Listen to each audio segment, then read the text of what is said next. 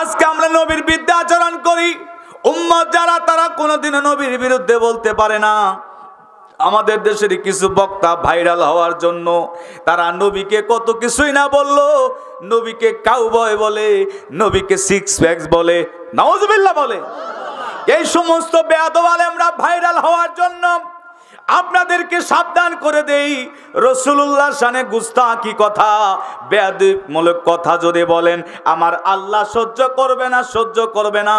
আল্লাহ পাক ফিরাউন নমরুদকে সুবায়া মারছে, আপনাদেরকেও সুবায়া মারবে। কথা বলেন ঠিক কিনা? হাবিবের ইজ্জতের শানে কোনো বেয়াদবি হলে আল্লাহ কিন্তু সহ্য করতে পারবে না। আজকে আপনি বড় বক্তা হওয়ার জন্য, ভাইরাল হওয়ার জন্য রাসূলুল্লাহর বিরুদ্ধে কথা কন। আমাদের দেশে কিছু বক্তা ভাইরাল হওয়ার জন্য, বুঝছেন, আপনাদের একটা গল্প শোনাই, শুনবেন? শুনবেন তো? এক আলেম এলাকার মধ্যে আসছে, বাহির থেকে ডিগ্রি অর্জন করে আসছে, কামিল, দাওরা, ইফতা, ফাজিল যা কিছু আছে, ডক্টরি মক্টরি যা আছে সব কিছু করে এলাকার মধ্যে আসছে, কিন্তু কেউ চিনে না তারে। এখন সে চিন্তা করলো আমি এত বড় আলেম, আমারে কেউ চিনে না, কিভাবে পরিচয় হবো আমি মানুষের কাছে? আমি বড় আলেম, আমার পরিচয় হওয়া দরকার। চিন্তা করলো কিভাবে হওয়া যায়। উনি চিন্তা করে বাইর করলো যে আমি ভাইরাল হওয়ার একটা ধান্দা করি, পরিচয় হওয়ার। জানাজা নামাজ আমরা কয় তাকবীরে পড়ি? জোরে কোন? 4 তাকবীরে। কয় তাকবীরে? কয় তাকবীর? এখানে দাঁড় করলে অনেকে জানাজা নামাজের নিয়ত কইতে পারবে না, অনেকে আছে। জানাজা নামাজ কয় তাকবীর? ওই আলেম চিন্তা করলেন জানাজা নামাজ 4 তাকবীর, ঠিক আছে, আমি বলবো 5 তাকবীর।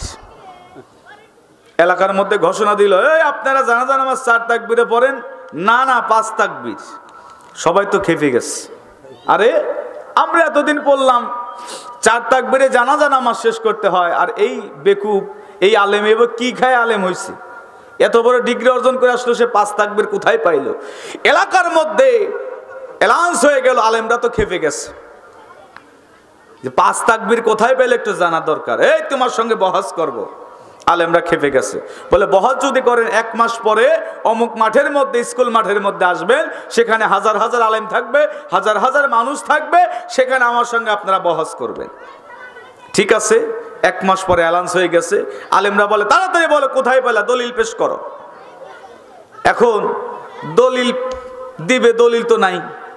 সবাই যখন একত্রিত হয়ে গেছে, সবাইকে নিয়ে, আলেম ওলামা নিয়ে, সবাই তো রেগে গেছে। আলেমরা এই বেকুব বলেটা কি, আমরা পাইলাম 4 তাকবীর, ও কই 5 তাকবীর। খারাপ, দলিল না দিতে বললে একদম কাল্লা নামায় ফেলবো, রেগে গেছে।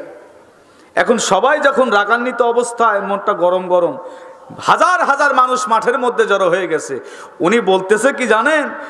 শোনেন, আপনারা রাগান্বিত হবেন না, জানাজা নামাজ 5 তাকবীর আমি বলেছিলাম, এটা ঠিক না। জানাজা নামাজ 4 তাকবীরই, 5 তাকবীর বলেছিলাম। আমি এত বড় আলেম হয়েছি, আমার কেউ চিনে না, এই জন্য আমাকে পরিচয় করানোর জন্য আপনাদেরকে এই মাঠের মধ্যে নিয়ে আসছি, হাজার হাজার মানুষকে। জানাজা নামাজ 4 তাকবীরই, 5 তাকবীরই করা যাবে না। আল্লাহু আকবার। চিন্তা করছেন কত বড় বেকুব। তো আমাদের দেশে কিছু ভাইরাল হওয়ার জন্য কিছু বক্তা রাসূলুল্লাহর শানে বেয়াদবি করতেছে। মনে রাখবেন, রাসূলুল্লাহর চাদর নিয়ে কেউ টানাটানি করলে তাদের শেষ পরিণতি ভালো হয় নাই, হবে না, হবে না। কথা বলেন ঠিক কিনা? বেয়াদবি করার একটা সীমা থাকা দরকার। হ্যাঁ, ঠিক আছে, ঠিক আছে। হ্যাঁ দাদা, আশেক আছে এখানে যারা আছেন, নবীর প্রেমের আশেক, কথা বলেন ঠিক কিনা?